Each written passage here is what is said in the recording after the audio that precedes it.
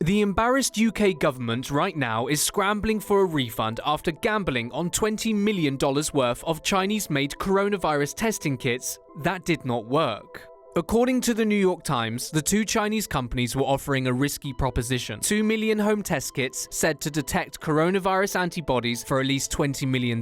Take it or leave it. So, the asking price was high, the technology was unproven, and the money had to be paid up front. Furthermore, the buyer would be required to pick up the crate loads of test kits from a facility in China. Despite the risk, Downing Street, desperate to get a handle on the forever climbing case numbers in the UK, gambled and handed over the cash to both All-Test Biotech and Unproved Biotech, the two Chinese companies in question, both of which claim that their products met the health, safety and environmental standards set by the European Union. Whilst public health officials reviewed the specifications on paper, diplomats were dispatched in China to ensure the companies existed and to examine their products firsthand. Tragically, the gamble backfired as the tests said to detect antibodies for coronavirus did not work, according to a senior civil servant. Finding antibody tests that work is seen as a critical stage in the battle against the coronavirus. So, what did the two companies say? Well, in typical fashion, after officials complained about the dud tests, both Chinese companies instead blamed British officials and politicians for misunderstanding or exaggerating the utility of the tests, a method of deniability that seems to be commonplace under the CCP. They took it further with Unproved, one of the companies telling CCP mouthpiece Global Times that its product was intended only as a supplement for patients who had already tested positive for the virus. And All-Test, the other company, said in a statement on its website that the tests were only used by professionals,